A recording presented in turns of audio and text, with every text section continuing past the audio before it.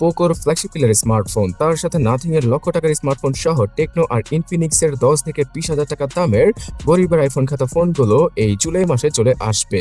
তাছাড়া OnePlus, Realme, Samsung এর পক্ষ থেকে আর কি মাথা নষ্ট করা লেভেলের ফোন আসছে সবকিছু সম্পর্কে জানতে লাইক সাবস্ক্রাইব করে দেখতেই থাকুন। ফার্স্ট অফ অল জানাচ্ছি ভিভো সম্পর্কে। ভিভো T4 লাইট, যে ফোনটা কিনা 6000 mAh এর ব্যাটারি, 6.6 ইঞ্চি সাইজের একটি মোটামুটি লেভেলের ডিসপ্লে আর মিডিয়াটেক ডাইমেনসিটি 6300 এর সাথে আসে, সেই ফোনটা শুধুমাত্র 9000 রুপিতে ইন্ডিয়াতে পাওয়া যাচ্ছে। সো বাংলাদেশের মার্কেটে 13 থেকে 15,000 এর মধ্যেই এই ফোনটার 4GB এবং 8GB র্যামের ভেরিয়েন্ট আমরা আনঅফিশিয়াল ভাবে এই জুলাই মাসে পেয়ে যাব। তার পাশাপাশি ভিভোর লক্ষ টাকা দামের ফোল্ডিং ফোন মানে X Fold 5, যেটা কিনা খুব পাতলা একটা স্মার্টফোন হবে আর যেখানে কিনা স্ন্যাপড্রাগন 8 এলিট অথবা 8s Gen 4 থাকবে, সেই ফোনটা 6000 mAh এর ব্যাটারির সাথে ফ্ল্যাগশিপ ক্যাটাগরির ক্যামেরা সেটআপ নিয়ে চলে আসবে মার্কেটে এই জুলাই মাসে। তবে বাংলাদেশে অফিসিয়াল ভাবে নাও আসতে পারে। এখানে 6.5 ইঞ্চি সাইজের কাভার ডিসপ্লে এবং 8.2 ইঞ্চি সাইজের ভাঁজ করা ডিসপ্লে থাকবে। এবং গাইস, ভিভোর X200 এর ফ্যান এডিশন নামে নতুন একটা ফোন আসবে, যেটা কিনা 6.31 ইঞ্চি সাইজের ছোট আকৃতির মানে কম্প্যাক্ট আকৃতির ডিসপ্লের সাথে আসবে। তার পাশাপাশি ডাইমেনসিটি 9300 প্লাস আর 6500 mAh এর মতো হিউজ ব্যাটারিকে দিয়ে দিবে ভিভো এখানে। সো এটার ব্যাটারি লেভেলটা ইনসেন লেভেলের হবে, তবে এটার প্রাইসটা মনে হয় না যে অ্যাগ্রেসিভ রাখতে পারবে তারা। এটার জন্য 70 থেকে 80,000 টাকা আমাদের গুনতে হতে পারে আনঅফিশিয়াল মার্কেটে। তাছাড়া ভিভোর ওয়াই সিরিজের বাজেট ক্যাটাগরির নতুন একটা স্মার্টফোন অফিশিয়াল ভাবে বাংলাদেশে লঞ্চ হয়ে যাবে 15 থেকে 20,000 টাকার ভেতরে বাংলাদেশের মার্কেটে। সো ভিভোর পরে এবার নাথিং সম্পর্কে জানাচ্ছি। নাথিং ফোন 3টাকে নিয়ে অনেক বেশি হাইপ উঠেছিল, বাট এই ফোনটা নাকি স্ন্যাপড্রাগন 8 এলিট নয়, 8s Gen 4 এর সাথে আসবে, এটা অফিশিয়াল ভাবে কনফার্ম হয়ে গেছে। তার পাশাপাশি এটার যে ডিজাইন সেটা একদমই ভালো লাগছে না আমার কাছে। আপনাদের কি মতামত অবশ্যই কমেন্ট করে জানাবেন। 120 Hz এর LTPO অ্যামোলেড ডিসপ্লের পাশাপাশি এই ডিভাইসটা শুধুমাত্র 5000 mAh এর ব্যাটারির সাথে আসতে পারে। এছাড়া এটার প্রাইস 80-90 হাজার টাকার মতো চলে যাবে। সো যেই সব লেভেলের হার্ডওয়্যার প্রোভাইড করছে এই ফোনটি, সেটা ভিভো অথবা শাওমির পোকো সিরিজের আন্ডারে যে ফোনগুলো আসে সেই ফোনগুলো অফার করে শুধুমাত্র 40 থেকে 45,000 টাকায়। তাই শুধুমাত্র সফটওয়্যার এক্সপিরিয়েন্সের কথা মাথায় রেখে কেই বা ডাবল টাকা দিয়ে নাথিং ফোন 3কে কিনবে। জুলাই মাসের প্রথম দিকে এই ফোনটা মার্কেটে চলে আসবে, গ্লোবাল মার্কেট সহ ইন্ডিয়ান মার্কেটে। তবে বাংলাদেশের মার্কেটে আনঅফিশিয়াল ভাবেই পাওয়া যাবে, কিন্তু এটার যে স্পেসিফিকেশন আমার মনে হয় না যে আনঅফিশিয়াল ভাবেও এটা মার্কেট কাঁপাতে পারবে। তবে ওয়ানপ্লাসের নট 5 এবং নট CE5 এই দুটো স্মার্টফোন মার্কেট কাঁপাতে পারে 30 থেকে 40,000 টাকার মধ্যে।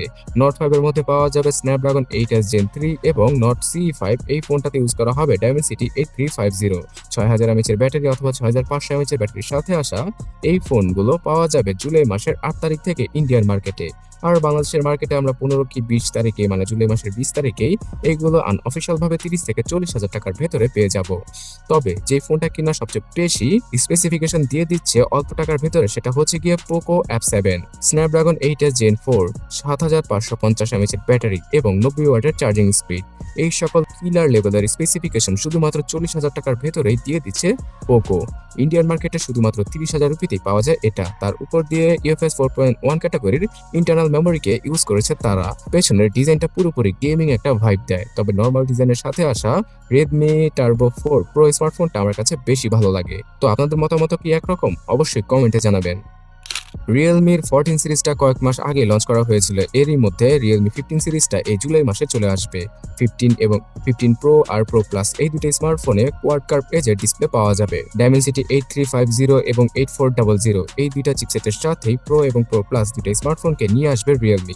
পাওয়া যাবে ক্যামেরাতে OIS এর সুবিধা আর টেলিফটো জুম লেন্সের সুবিধা Pro Plus ভার্সনে। আশা করা যাচ্ছে ইন্ডিয়াতে 25 থেকে 30,000 কি 33,000 রুপিতে এই দুটো স্মার্টফোনকে নিয়ে আসতে পারে তারা।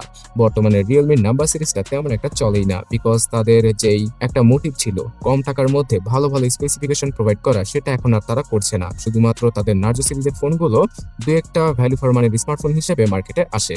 আর এদিকে স্যামসাং এর পক্ষ থেকে স্যামসাং এর Z Fold 7 এবং Flip 7 এই দুটো স্মার্টফোন চলে আসবে আগের থেকেও পাতলা সাতলা ভাবে, মানে ওজন কিছুটা কমানো হয়েছে। আর হুয়াওয়ে অথবা ওপো, ভিভোকে দেখে এবার স্যামসাংও তাদের ফোনের থিকনেসটা অনেকটা কমাতে পেরেছে। আশা করা যাচ্ছে স্ন্যাপড্রাগন 8 এলিট অথবা এক্সিনোসের 2500 এই চিপসেটের সাথে লক্ষ টাকার বিনিময়ে পাওয়া যাবে স্যামসাং এর Z Fold 7 আর Z Flip 7 স্মার্টফোনটি। তাছাড়া বাজেট ক্যাটাগরির ইনফিনিক্স এবং টেকনোর ফোন সম্পর্কে জানার আগে ওপ্পোর Reno 14 সিরিজ সম্পর্কে জানিয়ে দেই। Reno 14 এবং 14 Pro এই দুটো স্মার্টফোন Dimensity 8350 এবং 8450 এই দুটো চিপসেটের সাথে আসতে পারে। পাওয়া যাবে কোয়াড কার্ভ এজের ডিসপ্লে, তার পাশাপাশি টেলিফটো জুম লেন্স। বর্তমানে এদের লিক ইমেজগুলো ইন্টারনেটে ভাইরাল। দেখতে অনেকটাই সুন্দর, বাট প্রাইসিংটাও অনেক বেশি রাখবে ওপ্পো, বরাবরের মতো। ধারণা করা যায় যে 40 থেকে 50 কি 60 হাজার টাকার বিনিময়ে কিনতে হবে ওপ্পো Reno 14 আর 14 Pro। এর মধ্যে 14 স্মার্টফোনটা বাংলাদেশে অফিসিয়াল ভাবে আসতে পারে 50 হাজার টাকার আশেপাশে। সর্বশেষে জানাচ্ছি ইনফিনিক্স হট 60 সিরিজ সম্পর্কে। এই সিরিজের ফোনগুলোর ডিজাইন বর্তমানে ইন্টারনেটে ছড়িয়ে পড়েছে এবং এই ফোনগুলো 10 থেকে শুরু করে 20 কি 22 হাজার টাকায় বাংলাদেশে আসা শুরু করে দিয়েছে। টেকনো স্পার্ক 40 সিরিজও সিমিলার জিনিসই অফার করছে 10 থেকে 22 হাজার টাকায়। এর মধ্যে আইফোন 17 প্রো স্মার্টফোনটা না আসলেও টেকনো স্পার্ক 40 স্মার্টফোনটা পুরোপুরি আইফোন 17 প্রো স্মার্টফোনের ডিজাইনের সাথেই কপি পেস্ট করে আনা হয়েছে। তাছাড়া প্রো প্লাস স্মার্টফোনটাতে স্যামসাং এর S25 সিরিজের ডিজাইন রয়েছে, আর টেকনো স্পার্ক গো ওয়ান স্মার্টফোনটাতে পাওয়া যাবে আইফোন 16 এর মতো ডিজাইন। পুরোপুরি আইফোন সিরিজটাকে কপি পেস্ট করে টেকনো তাদের স্পার্ক 40 সিরিজে নিয়ে এসেছে। তাছাড়া এদের স্পেসিফিকেশন মোটামুটি তাদের আগের জেনারেশনের ফোনগুলোর মতোই, শুধুমাত্র ব্যাটারি সেকশনে একটু আপগ্রেড করেছে তারা। তবে ইন্ডিয়ান মার্কেটে টেকনো পোভা 7 নামে যে ফোনটা আসবে সেটাতে ডাইমেনসিটি 8350 চিপসেট এবং 6000 mAh এর উপরে ব্যাটারি থাকবে। সেই ফোনটা নাকি শুধুমাত্র 20,000 রুপির নিচে নিয়ে আসবে তারা। এমনটা হলে রিয়েলমি অথবা শাওমির মতো কোম্পানির মাথায় হাত বসে যাবে, বিকজ তারা সিমিলার চিপসেটের সাথে 25 থেকে 30,000 রুপিতে ফোন নিয়ে আসে। তো পোভা 7টা বাংলাদেশে যদি 30,000 টাকার নিচে পাওয়া যায়, 25 থেকে 30,000 টাকায়, তাহলে অনেকেই কিনতে চাইবে। আর এতগুলো ফোনের মধ্যে আপনি কোন ফোনটার জন্য ওয়েট করছেন সেটা অবশ্যই কমেন্ট করে জানাবেন।